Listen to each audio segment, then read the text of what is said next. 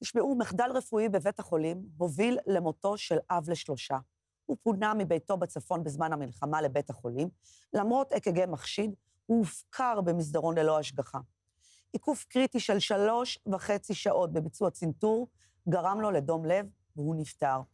לאחר 1.5 שנה של ייסורים, מומחה קבע כי טיפול בזמן היה מציל את חייו בוודאות.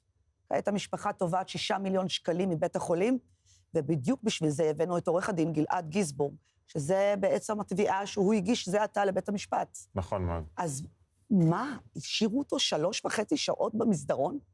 אז למעשה זה מתחיל עוד לפני, הוא היה בבית, הוא הרגיש לחץ בחזה, באזור צד שמאל של הגוף, דברים שמחשידים לאיזשהו אירוע לבבי, דום לב, התקף לב. הוא פונה עם מד"א שנעשתה לו בדיקה, ובאמת היה חשד לאירוע לבבי, הגיע לבית החולים. רק לאחר שעה וחצי הגיע מתמחה לבדוק אותו. המתמחה לא עשה הערכה נכונה, חשב שזה משהו שלא קשור אולי לאירוע לבבי, אולי בגלל שהוא בלחץ, אולי משהו סטנדרטי בבית החולים. הוא שלח אותו רגלית לצילום חזה. אחרי שהוא שלח אותו לצילום החזה, במעבדה של הצילום, הבן אדם מתמוטט, נחבל בראשו, ורק אחרי 3.5 שעות הבינו שהבן אדם חטף דום לב. היה כבר מאוחר מדי, אמנם עשו לו צנתור, אבל כבר הוא חטף אירוע מוחי בעקבות זה שלא הגיע לו חמצן למוח, והיה בעצם 1.5 שנה צמח.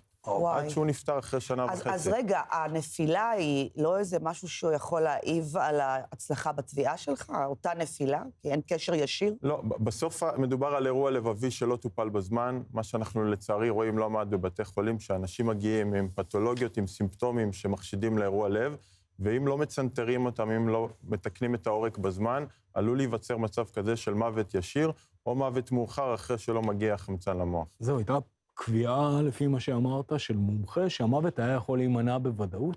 זו קצת קביעה מאוד מאוד נחרצת. יכול להיות שהצנתור היה נכשל, יכול להיות שהוא היה מקבל עוד דום לב ומת. איך אומרים דבר כזה? אז למעשה אנחנו צירפנו לכתב התביעה חוות דעת, כפי שנהוג בתביעות רשלנות רפואית, חוות דעת של מומחה בקרדיולוגיה, לשעבר מנהל מחלקה קרדיולוגית בבית חולים. הוא קבע בצורה חד משמעית שהאירוע הזה היה חייב להימנע.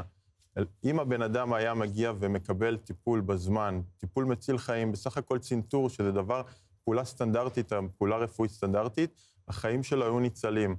הוא כתב, הזמן הוא שריר הלב, זאת אומרת, אם לא מטפלים כמו שצריך בבעיה כזאת, אז זהו.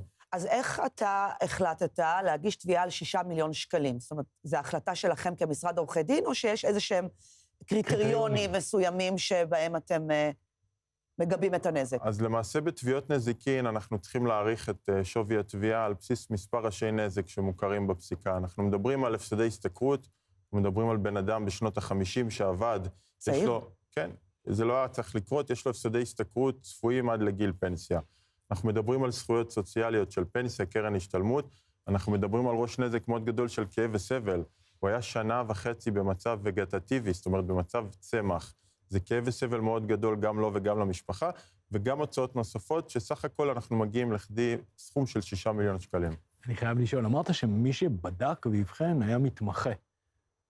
שאני מניח שהמשכורת שלו לא גבוהה. אתם באמת חושבים שתקבלו 6 מיליון שקל אם תתבעו מתמחה? אז התביעה היא כמובן לא נגד המתמחה, אנחנו הגשנו תביעה נגד בית חולים גדול באזור המרכז, והבית חולים הוא בעצם זה שהתרשל, אנחנו לא טובים באופן ישיר את הרופא הספציפי, אלא את המערכת עצמה, את הבית חולים, שיש לו גם חברת ביטוח שמגנה עליו בבתי המשפט. חשוב להגיד שתביעות רשלנות רפואית, 90% מהתביעות האלה נגמרות לפני פסק דין, בפשרה או בהסכם עם הצד השני, כי בית החולים, הדבר האחרון שהוא ירצה, זה חוץ מזה שהוא יצטרך לשלם פיצוי גדול למשפחה, זה פסק דין שקובע את כל הכשלים, את כל ההתנהלות הלא טובה הזאת, שבאמת הובילה בסוף למותו של אדם צעיר. תודה. וואו, זה היה מעניין. טרגדיה נוראית. לגמרי. טרגדיה נוראית.